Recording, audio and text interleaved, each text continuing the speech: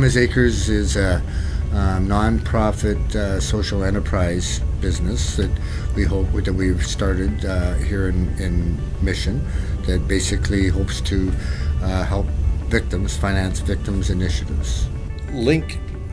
from time to time would look for grant money from either the federal government or even the provincial government. We've developed a huge relationship with Randy, not only as the mayor, but when he was the MLA, he's been very helpful to us too. I often wrote letters of reference or that sort of thing, because I think it is a good program. He opened the door for L.I.N.C. in this community because he listened to what we had to say. So we went through a process of trying to find a social enterprise business that we could do. And we had started, as Glenn says, working at the community garden, and we had extra plots, so we grew stuff in those plots and then started selling at the Mission City Farmers Market. And then I thought maybe that could be the way. Sherry and Glenn came to me and they wanted to hold a community forum.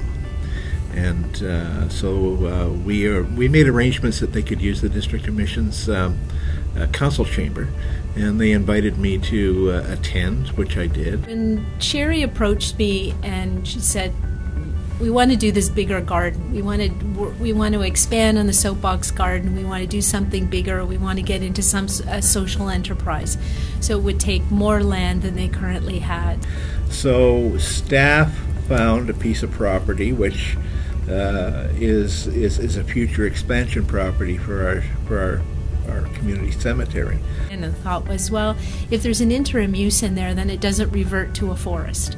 So it kind of made sense for both parties. If L.I.N.C. could use the land for agricultural purposes, it doesn't in any way, shape, or form detract from its future use as a cemetery. So that's where we settled on. This was all forested like it is up there at the top of the ridge there, and basically we pulled all that stuff out. We're still pulling stumps after 3 years. We still got a few stumps to go, and we've harvested huge amounts of rocks, as you can see here. So it was quite a job to get it just even cleared off. So then when we got our first initial funding for Emma's Acres through Community Action Initiative, the first person Glenn hired for the project was Ray. My son was 15. He was murdered July 23rd, 1981. And he was missing for 2 weeks before they found him. Ray had said when Clifford Olson had died, he phoned us up and he said, I want to get involved in something positive. I want to get involved with you guys, which is like big thing for us. Huge. It's a rebirth for me. It's been a big part of my healing, dealing with keeping the prisoners. I spent 30 years thinking all the offenders were rotten. Didn't have any time for them until I came here, and I'm seeing things in a different light now.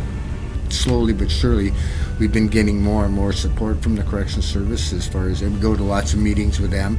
Well, I was drawn to the concept of Emma's Acres because it is, in a sense, a public safety kind of project. Above that greenhouse there, we're going to put in that corner, we're going to put another greenhouse. So we'll have two 95 by 36 foot greenhouses on the property.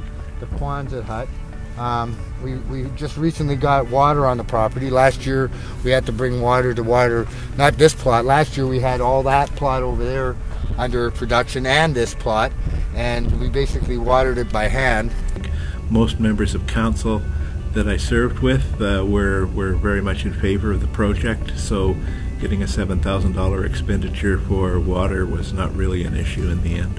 It is positive for the people of L.I.N.C., it's positive for the community, it's positive for the volunteers that are involved. It's just, so rather than going back to perhaps an old way of life, this is a new way of life. This really is a positive connection back into the community. I believe this is the kind of program that should be expanded. And I believe that the Correctional Service should be sending their staff out as well to become involved in seeing what the offenders do in a real life situation. I think it gives the disconnected some positive work environment that they can work in. no one should be known for their worst act, and it really is about forgiveness.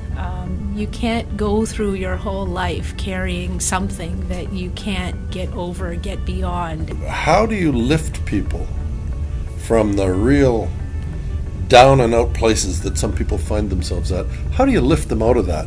How do you give them hope? I think just the magic of everybody working together, to me, is the success story.